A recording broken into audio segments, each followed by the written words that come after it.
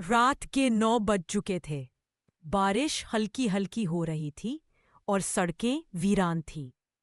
विवान, जो एक उभरता हुआ फोटोग्राफर था, अपने कैमरे के साथ कैफे से निकलकर घर जा रहा था। वो कैफे अक्सर उसकी सोच और काम करने की जगह हुआ करता था, लेकिन आज वहां कुछ अजीब घटा। जब वह अपना कैमरा बैग समेट रहा था, तभी एक लड़की अचानक उसकी टेबल पर आकर बैठ गई। उसकी सांसें तेज थी और आंखों में गहरी दहशत। विवान ने चौंककर पूछा, आप सब ठीक है? लड़की ने धीमी आवाज में कहा, कृपया अगर कोई पूछे तो कहना कि आप मुझे जानते हैं। विवान कुछ समझ ही रहा था कि तभी कैफे का दरवाजा खुला और 2 अजनबी अंदर आए। उनकी निगाहें सीधे उसी लड़की को तलाश रही थीं। लड़की ने विवान का हाथ कसकर पकड़ लिया। उसका कांपता हुआ स्पर्श विवान के दिल तक बेचैनी पहुंचा गया। दोनों अजनबी पास आकर बोले, क्या आपने इस लड़की को कहीं देखा है? विवान ने कुछ पल के लिए लड़की की आंखों में झांका। उन आंखों में छुपा डर साफ कह रहा था, ना कहना, वरना सब खत्म हो जाएगा। विवान ने गहरी सांस लेकर कहा, नहीं, मैंने इसे कहीं नहीं देखा। दोनों अजनबी संदेह भरी नजरों से उसे देखकर वहां से निकल गए। लड़की ने राहत की सांस ली और धीरे से कहा, आपने अभी मेरी जान बचाई है, लेकिन अब शायद आप भी उस खतरे का हिस्सा बन चुके हैं। विवान कुछ पल तक उस लड़की को देखता रहा। बारिश की बूंदें शीशे पर टकरा रही थी और कैफे में सिर्फ वही दोनों बचे थे। विवान ने धीरे से पूछा, तुम हो कौन और वो लोग तुम्हें क्यों ढूंढ रहे थे? लड़की ने इधर उधर देखा, फिर अपनी कांपती आवाज में बोली, मेरा नाम सिया है और अगर मैंने आपको सब कुछ बता दिया तो शायद आपकी जिंदगी भी खतरे में पड़ सकती है। विवान हल्का सा मुस्कुराया, तुम्हारी वजह से मैं पहले ही खतरे में आ चुका हूं। अब आधा सच मत बताओ, पूरा बताओ। सिया कुछ पल चुप रही। उसकी आंखों में आंसू भर आए। मैंने कुछ ऐसा देख लिया है जो मुझे नहीं देखना चाहिए था, और अब वो लोग मुझे हमेशा के लिए खामोश करना चाहते हैं। विवान चौंक पड़ा। क्या देखा तुमने? सिया ने गहरी सांस ली और कहा, कल रात मैंने उन दोनों आदमियों को एक खून करते हुए देखा। ये सुनते ही विवान के हाथ से कॉफी का कप लगभग गिर गया। उसके मन में सवालों का तूफान था। सिया ने उसके हाथ पर हाथ रखते हुए कहा, कृपया मेरी मदद करो, वरना मैं जिंदा नहीं बचूंगी। उसी वक्त बाहर कैफे के दरवाजे पर वही काले कपड़ों वाले लोग फिर से दिखाई दिए। उनकी आंखें खूंखार थीं और इस बार वे सीधे अंदर बढ़ रहे थे। विवान और सिया की नजरें मिली। अब फैसला उसी पल होना था, भागना या फिर उनका सामना करना। दरवाजे पर खड़े वो दोनों आदमी अब सीधा कैफे की ओर बढ़ रहे थे। विवान ने सिया का कांपता हुआ हाथ कसकर पकड़ा और फुसफुसाया, अगर हम यहां रुके तो शायद जिंदा बाहर नहीं निकल पाएंगे। सिया ने सिर हिलाया। दोनों पिछला दरवाजा खोजने लगे और कैफे के स्टोर रूम से निकलकर पिछली गली की तरफ भागे। बाहर अंधेरा था, बारिश और तेज हो चुकी थी। गली में सिर्फ पीली स्ट्रीट लाइट्स की हल्की रोशनी थी, लेकिन पीछे से उन आदमियों की परछाइयां भी उनका पीछा कर रही थी। विवान और सिया तेजी से दौड़ने लगे। सिया हाफते हुए बोली, कभी हमारा पीछा नहीं छोड़ेंगे, मैंने उनका राज देख लिया है। विवान ने उसे खींचकर एक पुरानी इमारत के पीछे छुपा दिया। दोनों बुरी तरह थक चुके थे। विवान ने धीरे से कहा, सिया, अगर तुम सच में निर्दोष हो तो मैं तुम्हें कुछ नहीं होने दूंगा, लेकिन मुझे पूरा सच जानना होगा। सिया की आंखों से आंसू बह निकले। उसने कांपते होठों से कहा, वो लोग सिर्फ कातिल ही नहीं हैं, उनके पास ऐसी फाइल है जिसमें बहुत बड़े लोगों का नाम लिखा है, और अगर वो फाइल सबके सामने आ गई तो कई जिंदगियां बर्बाद हो जाएंगी। विवान चौंक गया। उसने पूछा, और वो फाइल अभी कहाँ है? सिया ने धीमे स्वर में कहा, फाइल मेरे पास है। विवान ने हैरानी से उसकी तरफ देखा और तभी अचानक पीछे से एक परछाई उन दोनों पर झपटी। पीछे से झपटी उस परछाई ने विवान को जोर से धक्का दिया। वो जमीन पर गिर पड़ा। सिया चीख उठी, विवान! अंधेरे में खड़ा वो आदमी चाकू लेकर सिया की तरफ बढ़ा, लेकिन विवान ने पूरी ताकत से उसका पैर पकड़ लिया और उसे नीचे गिरा दिया। दोनों में जोरदार झड़प होने लगी। बारिश से भीगी गली में धड़ाम धड़ाम की आवाजें गूंज रही थीं। सिया ने डरते हुए अपने बैग से कुछ निकाला। वो एक छोटी सी डायरी थी, पुरानी और काले कवर वाली। वो बुदबुदाई, यही है वो फाइल, यही वजह है मेरी मौत का कारण। विवान ने किसी तरह हमलावर को धक्का देकर दूर किया और सिया का हाथ पकड़कर भाग निकला। दोनों सड़क पर दौड़ते हुए एक पुरानी टैक्सी में जा बैठे। विवान ने ड्राइवर से कहा, जल्दी यहां से जितना दूर ले जा सकते हो ले चलो। गाड़ी तेजी से अंधेरे रास्तों पर भाग रही थी, लेकिन सिया का चेहरा अब भी डरा हुआ था। विवान ने डायरी उठाकर पन्ने पलटे। उसके अंदर नामों की लिस्ट थी और कुछ तस्वीरें, ऐसे नाम जिन्हें देखकर विवान की सांसें थम गईं। राजनेता, बड़े बिजनेसमैन और कुछ पुलिस अफसर तक। विवान ने सिया की तरफ देखा। सिया, ये तो बहुत बड़ा रहस्य है। अगर ये सच सामने आ गया तो सब हिल जाएगा। सिया की आंखों से आंसू टपक पड़े। इसीलिए वो लोग मुझे मारना चाहते हैं। मैं इस सच को दुनिया तक पहुंचाना चाहती हूं।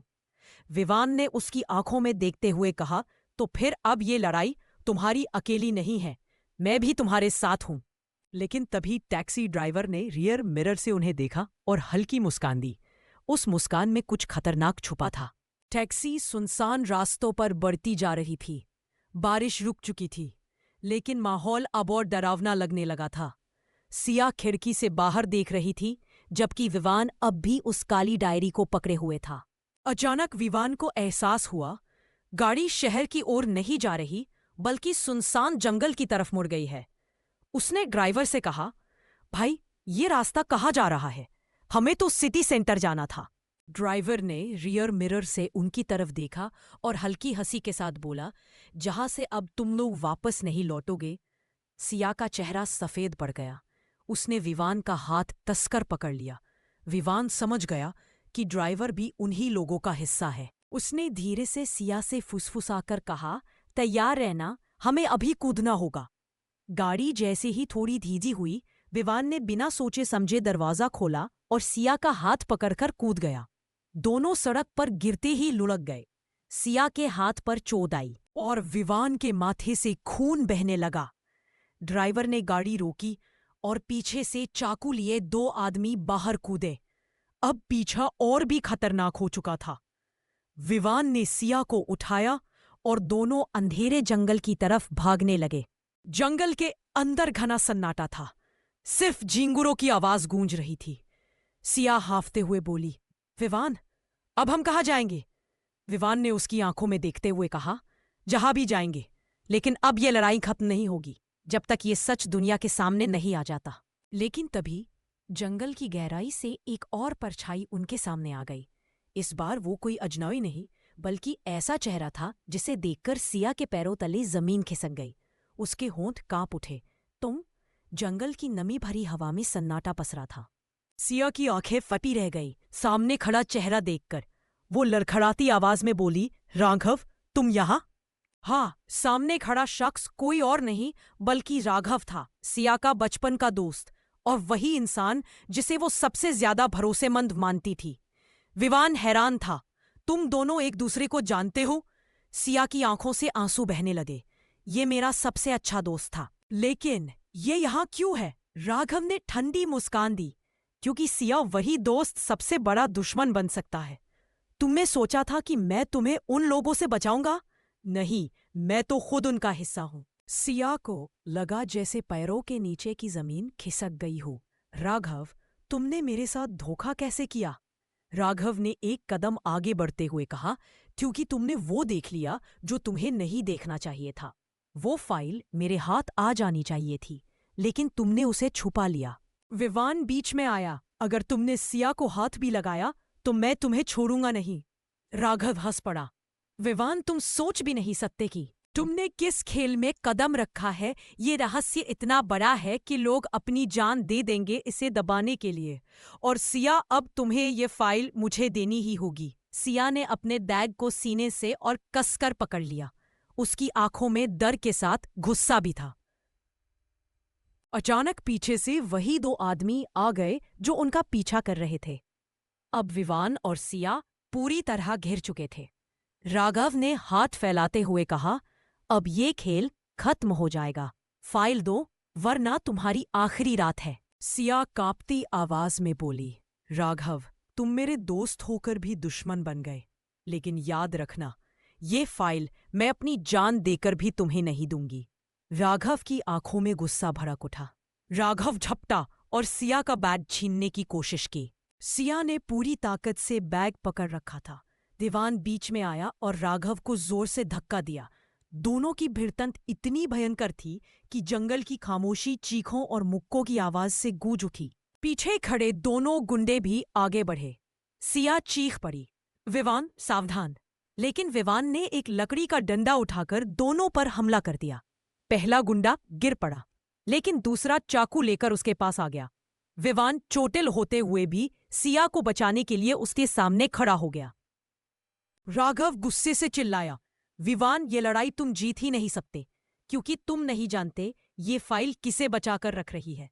सिया ने हिम्मत जुटाई और कांपती आवाज में बोली, मुझे सब पता है राघव, इस फाइल में तुम्हारा नाम भी है, तुम भी उसी गंदी साजिश का हिस्सा हो।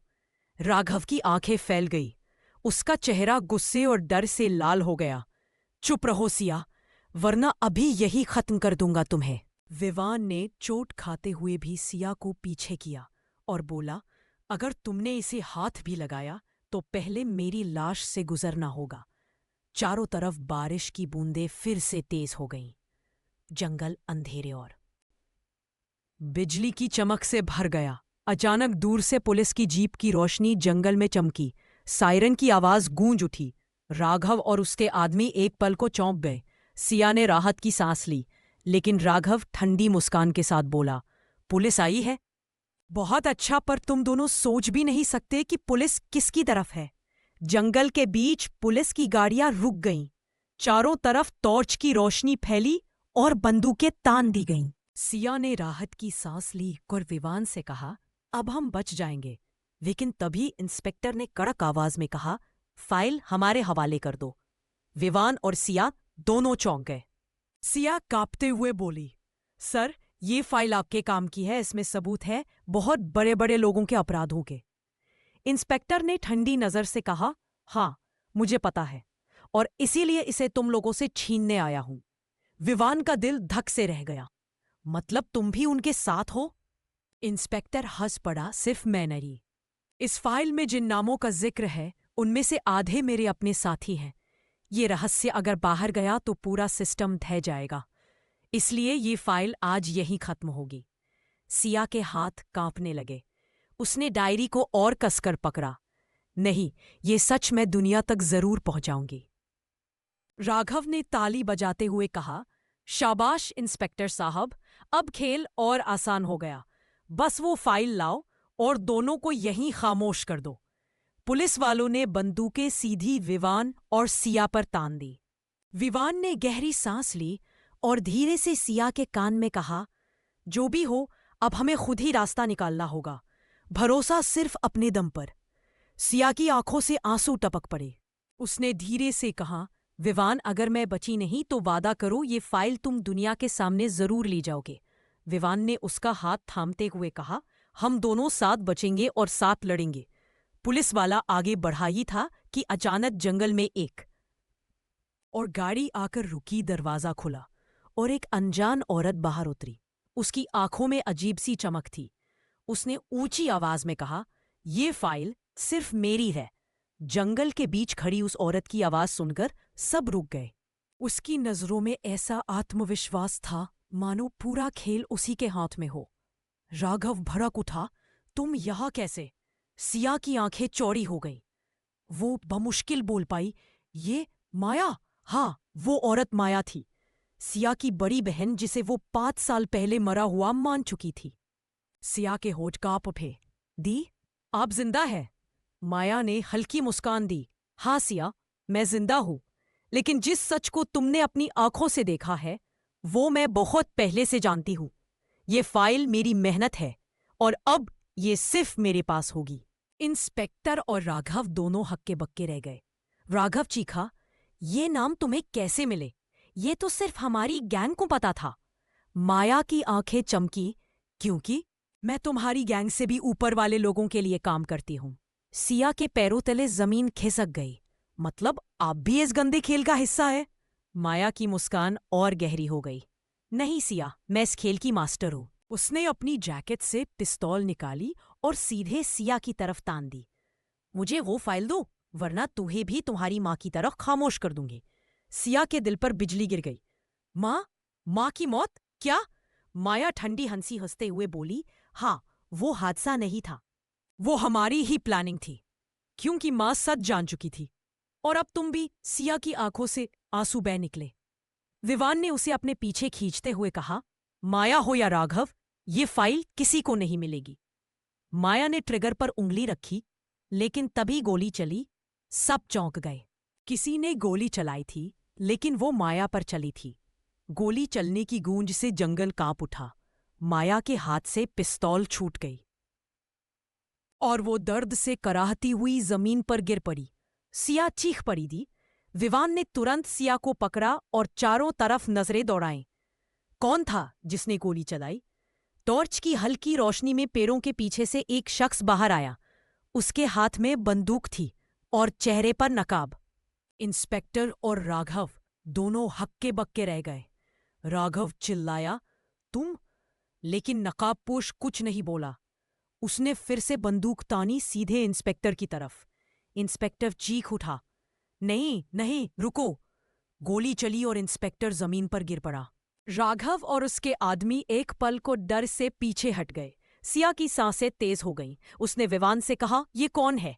ये हमारी मदद कर रहा है या फिर कोई और खेल है? विवान ने अपनी नजरें नकाब पोश पर टिकाईं। जब तक ये नकाब नहीं हटेगा, सच पता नहीं चलेगा। नकाबपोश धीरे धीरे उनकी तरफ बढ़ा। वो सीधा सिया के सामने आकर खड़ा हो गया। सिया कांपती आवाज में बोली, तुम कौन हो? नकाबपोश ने एक पल रुककर अपना नकाब उतार दिया। चेहरा देखकर सिया की आंखें चौड़ी रह गई। उसके मुंह से सिर्फ यही निकला, ये असंभव है। नकाब हटते ही सन्नाटा छा गया। सिया के होंठ कांपने लगे। उसकी आंखों से आंसू बह निकले। पापा? हाँ, वो नकाबपोश सिया और माया के पिता थे, जिन्हें सबने सालों पहले मर चुका माना था। विवान भी अवाक रह गया। ये कैसे हो सकता है? सब कहते थे कि आपके पापा का एक्सीडेंट में निधन हो गया था। पिता की आंखों में दर्द और गुस्सा दोनों थे। उन्होंने गहरी आवाज में कहा, मेरा हादसा हादसा नहीं था, ये सब एक साजिश थी। राघव, माया और इंस्पेक्टर सब उसी खेल का हिस्सा थे। सिया के पैरों तले जमीन खिसक गई। मतलब दीदी और माँ? पिता की आंखें नम हो गईं। तुम्हारी माँ सच्चाई जान चुकी थी, इसलिए उसे हमेशा के लिए खामोश कर दिया गया। और माया मेरी ही बेटी, उसने लालच में आकर उसी गैंग का हिस्सा बनने का फैसला किया। माया दर्द से जमीन पर पड़ी थी, लेकिन उसकी आंखों में अब भी गुस्सा था। हाँ, मैंने चुना ताकत को, तुम्हारे झूठे आदर्शों को नहीं। इस फाइल की वजह से कितने लोग बर्बाद हो सकते हैं, और मैं चाहती थी कि ये रहस्य हमेशा दफन रहे। पिता ने ठंडी नजर से कहा, नहीं माया, सच चाहे जितना कड़वा हो, सामने आना ही चाहिए। विवान ने डायरी को कसकर पकड़ा और बोला, अब ये फाइल सही जगह पहुंचेगी। लेकिन राघव ने अचानक बंदूक उठा ली। उसकी आंखों में पागलपन था। नहीं, ये फाइल किसी हाल में बाहर नहीं जाएगी। अगर मुझे सबको मारना पड़ा तो मैं मार दूंगा। राघव ने ट्रिगर दबाया। गोली चली और आवाज जंगल में गूंज उठी। लेकिन विवान ने तुरंत सिया को खींच लिया। गोली उनके पास से गुजरते हुए पेड़ में धंस गई। पिता गरज उठे, राघव, आज तेरा खेल खत्म होगा। वो आगे बढ़े, लेकिन राघव ने लगातार गोलियां चलानी शुरू कर दी। विवान और सिया जमीन पर झुक कर बचते रहे। माया दर्द से कराहते हुए बोली, राघव रुक जा, वरना सब खत्म हो जाएगा। लेकिन राघव पागलपन में चिल्ला रहा था, ये फाइल किसी कीमत पर बाहर नहीं जाएगी, किसी कीमत पर नहीं। विवान ने पास पड़ी एक भारी लकड़ी उठाई और राघव पर झपट पड़ा। दोनों के बीच हाथापाई शुरू हो गई। बंदूक जमीन पर गिर गई। सिया ने फौरन बंदूक उठाई, लेकिन उसके हाथ कांप रहे थे। उसकी आंखों से आंसू बह रहे थे। नहीं, मैं किसी की जान नहीं ले सकती। पिता ने उसकी तरफ देखा। सिया, कभी कभी सच बचाने के लिए कठिन फैसले लेने पड़ते हैं। इसी बीच राघव ने चाकू निकाल लिया और विवान पर वार करने ही वाला था कि धाय गोली चली। राघव जमीन पर गिर पड़ा।